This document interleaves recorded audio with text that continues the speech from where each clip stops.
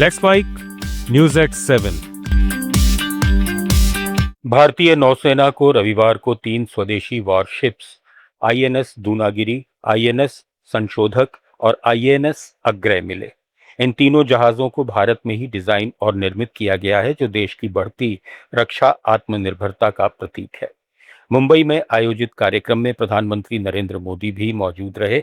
उन्होंने कहा कि नया भारत रक्षा क्षेत्र में सिर्फ खरीदार बनकर नहीं रहना चाहता, बल्कि आत्मनिर्भरता के रास्ते पर आगे बढ़ रहा है। आपको बता दें कि तीनों जहाजों की अपनी खास भूमिका है। आईएनएस दूनागिरी एक अत्याधुनिक स्टेल्थ फ्रिगेट है जो 8 ब्रह्मोस मिसाइलों से लैस है और पूर्वी नौसैनिक कमान का हिस्सा बनेगा। आईएनएस संशोधक एक सर्वे जहाज है जो समुद्री रास्तों, बंदरगाहों और गहरे समुद्र का हाइड्रोग्राफिक सर्वे करेगा। ये एक बार में लगभग 12,000 किलोमीटर तक यात्रा करने में सक्षम है।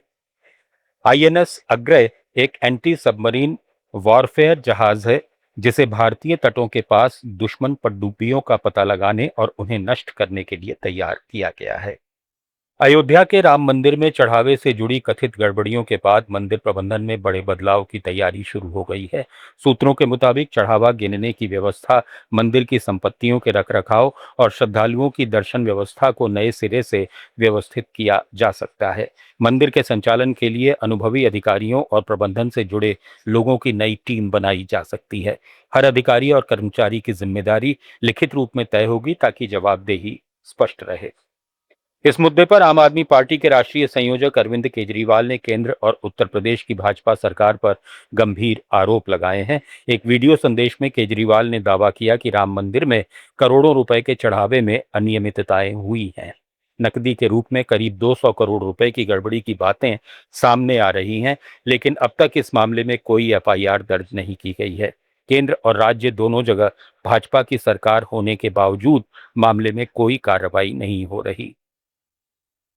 आरटीआई के तहत सामने आई जानकारी के अनुसार केंद्र सरकार ने वर्ष 2020 से 26 के बीच विज्ञापनों पर करीब 2,586 करोड़ रुपए खर्च किए हैं।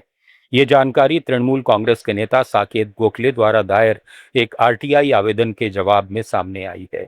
गोखले ने सरकार से digital, social media, TV, radio, print media और होर्डिंग्स समेत विभिन्न माध्यमों पर किए गए विज्ञापन खर्च का ब्यौरा मांगा था।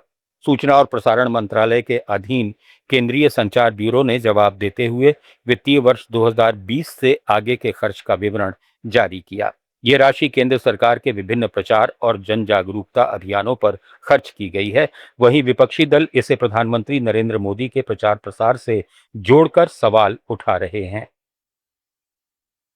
कांग्रेस सांसद जयराम रमेश ने मतदान के अधिकार को मौलिक अधिकार का दर्जा देने की मांग उठाई है। उन्होंने सुप्रीम कोर्ट के हालिया फैसले का हवाला दिया, जिसमें फुटपाथ पर चलने के अधिकार को मौलिक अधिकार माना गया है। सोशल मीडिया पर जारी अपने बयान में जयराम रमेश ने कहा कि संविधान सभा में भी मतदान के अधिकार को मौलिक अधिकार बनाने पर चर्चा हुई थी।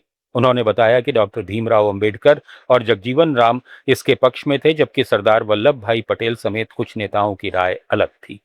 कांग्रेस नेता ने कहा कि सुप्रीम कोर्ट पहले ही मतदाताओं के सूचना पाने के अधिकार, मतदान की गोपनीयता और नोटा के अधिकार को मान्यता दे चुका है।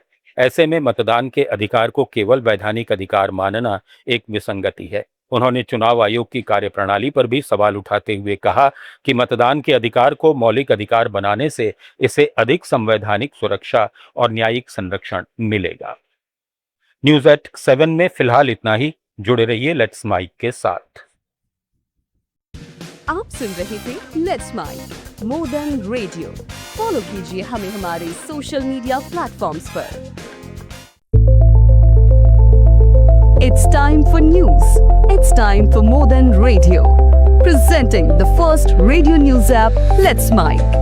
Let's Mic, a news-based app on your phone where you get to watch and listen news, talk shows, interviews, radio show podcasts. On Let's Mic, you get all relevant information of TV, print, radio, podcast, and digital. Let's Mic talks about every segment of life.